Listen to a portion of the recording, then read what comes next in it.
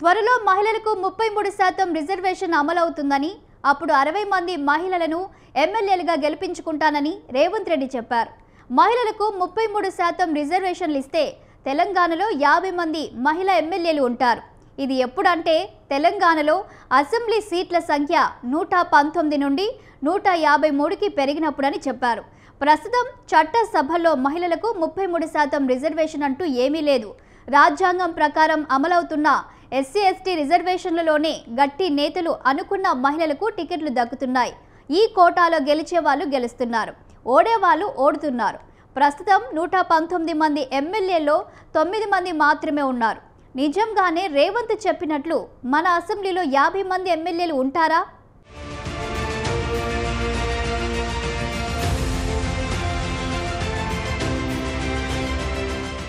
SC ఎస్టీలకు రిజర్వేషన్లు అమలవుతున్నట్లే మహిళలకు అసెంబ్లీ పార్లమెంట్లో కూడా 33% రిజర్వేషన్లు అమలవ్వాలనే డిమాండ్లు చాలా కాలంగా వినపడుతున్నాయి. దీర్ఘకాలంగా ఉన్న రిజర్వేషన్ల డిమాండ్కు మోక్షం ఎప్పుడు లభిస్తుందో తెలియదు. ఎన్డీఏ ప్రభుత్వం కూడా 33% మహిళా రిజర్వేషన్ బిల్లు ఆమోదంపై సానుకూలంగా ఉంది కాబట్టి 2029 ఎన్నికల్లోనూ మహిళా బిల్లుకు మోక్షం లభిస్తుందని అనుకుంటున్నారు. దీన్ని దృష్టిలో పెట్టుకునే రేవంత్ కూడా మహిళలకు 33% రిజర్వేషన్ ప్రకారం 50 సీట్లు కేటాయింపు ఉంటుందని అన్నది. ఇక్కడి వరకు రేవంత్ ప్రకటనతో ఎలాంటి సమస్య లేదు. ఎందుకంటే రిజర్వేషన్లు అమల్లోకొస్తే కాంగ్రెస్ మాత్రమే కాదు, ఏ పార్టీ అయినా మహిళలకు 50 సీట్లు కేటాయించక తప్పదు. ఇక్కడ గమనించాల్సిన విషయం ఏమిటంటే అభ్యర్థుల్లో ఎవరు గెలిచినా ఓడినా 50 మంది మహిళా ఎమ్మెల్యేలు అసెంబ్లీలోకి అడుగుపెట్టడం మాత్రం ఖాయం.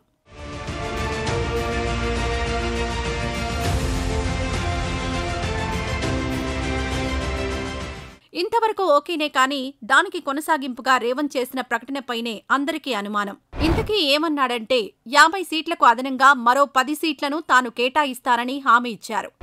10 సీట్లను కేటాయించడమే కాకుండా మొత్తం 60 మంది మహిళలను కాంగ్రెస్ తరపున ఎమ్మెల్యేలుగా గెలిపించుకుంటానని చెప్పడమే ఆశ్చర్యంగా ఉంది. అంటే కాంగ్రెస్ తరపున 60 మందికి టికెట్లు కేటాయించి మొత్తం 60 మందిని గెలిపించుకుంటారని రేవంత్ ప్రకటించడమే విడ్డూరంగా ఉంది.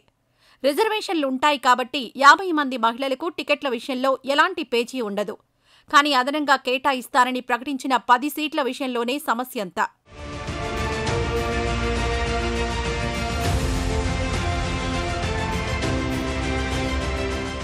ఎవరెంత చెప్పుకున్నా మనది పురుషాధిక్య సమాజమన్న విషయం అంగీకరించాల్సిందే. రాజకీయాల్లో ఈ ఆధిపత్యం మరింత స్పష్టంగా కనపడుతోంది.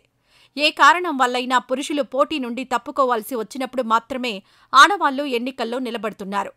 ఇంట్లోని మగవాళ్లను కాదని ఆడవాళ్లు రాజకీయంగా యాక్టివ్గా ఉండడం, ఎన్నికల్లో పోటీ చేయడం తక్కువనే చెప్పాలి. మహిళలకు 33% రిజర్వేషన్ల ప్రకారం రిజర్వ్ అయ్యే నియోజకవర్గాలు ఏవో ముందు తెలుస్తాయి.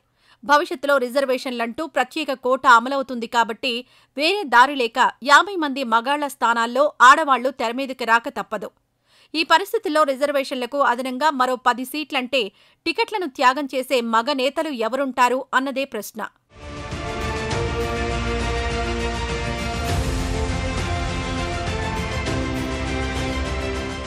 రిజర్వేషన్లు అమలైతే 50 మంది మగాళ్లు పోటీ నుండి తప్పుకోక తప్పదన్నది పెద్ద కుదుపుగా చూడాలి. అలాంటిది అదనంగా మరో 10 నియోజకవర్గాల్లో కూడా అనధికారికంగా మహిళలకే టికెట్లంటే రచ్చ అయిపోవడం ఖాయం. ఎంతో అనుభవం ఉన్న రేవంత్కు ఈ విషయం తెలియకుండా ఉండదు. అయినా బహిరంగంగా ప్రకటించారంటే ఏమిటర్థం? అదనంగా 10 మంది మహిళలకు టికెట్లు ఇవ్వడం అన్న హామీని అడ్డం పెట్టుకుని పార్టీలో తన ప్రత్యర్థులను తొక్కేద్దామని ప్లాన్ వేశారా? లేకపోతే మహిళల ఓట్లను గంపగుత్తగా పార్టీకి వేయించుకునే ఉద్దేశంతో మాత్రమే ఇలాంటి హామీ ఇచ్చారా అన్నది తెలియడం లేదు. తొందరలోనే జరగబోయే స్థానిక సంస్థల ఎన్నికల్లో మహిళల ఓట్లను ఆకర్షించే ఉద్దేశంతో మాత్రమే రేవంత్ ఈ ప్రకటన చేశారు అనే అనుమానాలు పెరిగిపోతున్నాయి. ఎందుకంటే నియోజకవర్గాల్లో టికెట్లు కేటాయించడం రేవంత్ చేతిలో పని కాదు. పట్టుమని 10 నియోజకవర్గాల్లో కూడా తన మద్దతుదారులకు ఎమ్మెల్యే, ఎంపీ టికెట్లు ఇప్పించుకోవడమే రేవంత్కు గగనమవుతుంది. అలాంటిది రిజర్వేషన్లకు అదనంగా మరో 10 మంది మహిళలకు టికెట్లు ఇప్పించుకోవడం అంటే చిన్న విషయం కాదు.